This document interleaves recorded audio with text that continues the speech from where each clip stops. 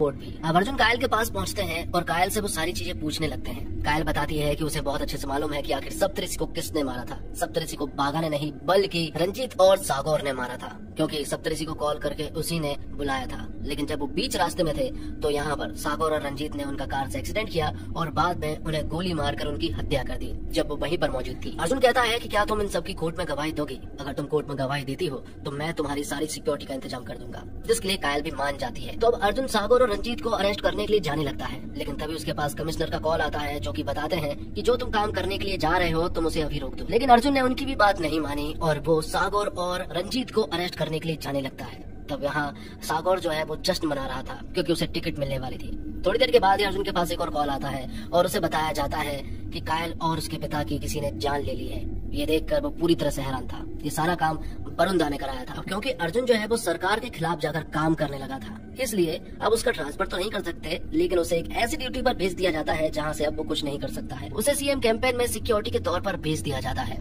और इस केस के पीछे एक नए ऑफिसर आ जाते हैं जिनका नाम होता है विश्वजीत। लेकिन वो आदमी बहुत ज्यादा शातिर नहीं है और यहाँ अर्जुन के टीम के जितने भी लोग होते हैं वो उसे पसंद भी नहीं करते हैं। तो अब यहाँ पर सागौर को अगले दिन टिकट मिलने वाली थी, जिस वजह से सभी लोग बहुत ज्यादा खुश थे, क्योंकि अब उनके पास भी पावर आने वाली थी। अब अगले दिन हम वरुण दा को भाषण देते हुए देख पाते हैं और यहीं पर सिक्योरिटी के तौर पर हम अर्जुन मैत्रा को भी देख पाते हैं और वरुण दा यहीं पर सागौर दा का टिकट के लिए नाम अनाउंस करते हैं, जो देखकर सागौर दा के दोस्त और सभी लोग बहुत ज्यादा खुश थे। अब अर्जुन मैत्रा अपनी सारी टीम के लोगों को अपने घर पर बुलाता है। ऑफिशियली तो वो कुछ नहीं कर सकते हैं, लेकिन अनऑफिशियली वो सारी चीजें कर सकते हैं, जिसके लिए उसकी सारी टीम के लोग भी मान जाते हैं। वो प्लान बनाते हैं कि हमें सागौर और रंजीत को अलग करना होगा, इसलिए हमें सारी चीजें प्लान करनी होगी।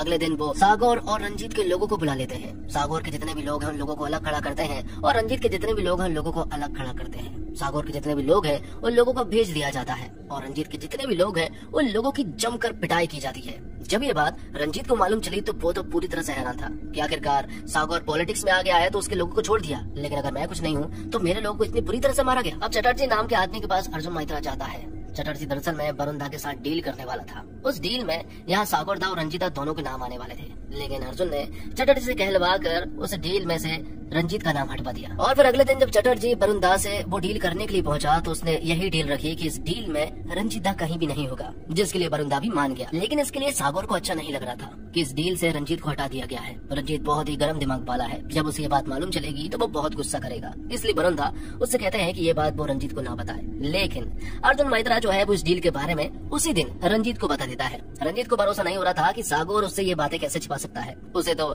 लग रहा था कि अर्जुन झूठ बोल रहा है। अब अगले दिन से ही रंजीत दा के तेवर जो है वो थोड़े बदले बदले थे। वो सागौर से ठीक ढंग से बात नहीं कर रहा था, उनके बीच में थोड़ा मनमुटाव पैदा हो गया था। रंजीत ने सागौर से चटर्जी वाले डील के बारे में पूछा भी था, लेकिन यहाँ सागौर ने उसे बताया कि वो डील जो है वो इलेक्शन के बाद होगी। ये सारी बातें सुनने के बाद रंजीत समझ गया था कि सागौर उसे झूठ बोल रहा है। रंजीत अब जहाँ भी जाता उसे बस और सिर्फ सागौर का नाम सुनाई पड़ता, जैसे रंजीत मानो कुछ है ही नहीं। जब एक फंक्शन में वरुण दा यहाँ पर आते हैं तो सागौर दा उनसे बहुत अच्छे से मिलते हैं, लेकिन रंजीत दा को तो देखा भी नहीं, उसे तो साइड में खड़ा कर दिया। ये देखकर तो रंजीत को अब बहुत ही ज्यादा गुस्सा आने लगा था। यहाँ आगे हम देखते हैं सागौर की दीपा नाम की एक मुंह बोली बहन होती है। रंजीत उसके घर पर पहुंच जाता है और उसकी इज्जत के साथ खिलवाड़ कर देता है। दीपा यहाँ पर चिल्लाती रही कि वो उसकी बहन के समान है, लेकिन यहाँ पर रंजीत को कोई फर्क नहीं पड़ता है। जब ये बात यहाँ दीपा की बहन ने देखी तो वो तुरंत ही रंजीत के पास पहुंचा। वो उसे लड़ने लगा था, लेकिन सागौर को समझ नहीं आ रहा था कि ये क्या हुआ। जब सारी बातें उसे मालूम चली तो सागौर ने यहाँ पर रंजीत को चाटे लगा दिए, जिसके कारण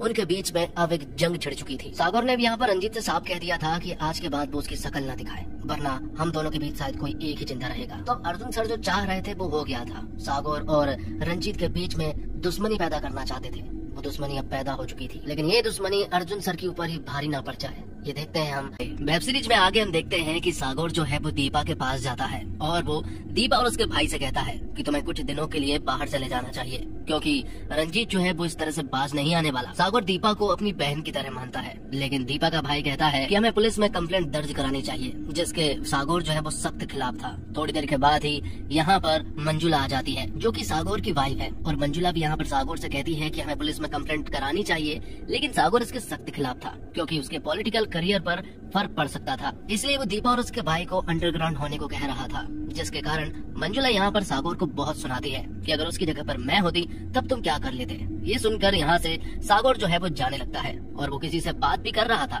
लेकिन जब वो रास्ते से गुजर रहा था तभी अचानक से 2-3 लोग आते हैं और वो दीपा के घर में एक बॉम्ब फोड़कर यहाँ से चले जाते हैं। ये ब्लास्ट बहुत ही खतरनाक था। इस ब्लास्ट में दीपा के भाई के साथ साथ मंजुला भी मारी जाती है। ये ब्लास्ट दरअसल में रंजीत ने कराया था और अब जो होने वाला है वो बहुत ही ज्यादा खतरनाक होने वाला था, जिसकी खबर अर्जुन मैत्रा को भी मालूम चल चुकी थी। जिन लोगों ने ब्लास्ट किया था वो ये खबर रंजीता को देते हैं और उनसे ये भी कहते हैं कि उस घर में मंजुला भी थी। ये सुनकर तो रंजीत पूरी तरह से हैरान रह गया था। वो तुरंत ही सागौर के पास कॉल करके उसे बात करना चाहता था, लेकिन सागौर अब कोई बात नहीं करना चाहता क्योंकि अब उसके सर पर खून सवार है। अब सागौर को कुछ भी समझ नहीं आ रहा था। उसके दिल और दिमाग में सिर्फ और सिर्फ मंजुला की आवाजें चीख रही थी। वरुण रॉय भी उसे समझाता है कि कुछ ही दिनों के बाद इलेक्शन है और अगर तुमने कुछ उल्टा सीधा कदम उठाया तो तुम्हारा पॉलिटिकल करियर यहीं पर समाप्त हो सकता है। लेकिन सागौर को अब कोई भी फर्क नहीं पड़ता है। वरुण रॉय ने हालांकि उसे समझाने की कोशिश तो की थी, लेकिन सागौर कहता है कि अब पॉलिटिक्स गई भाड़ में और अब तुम मेरा तांडव देखो। जिन लोगों ने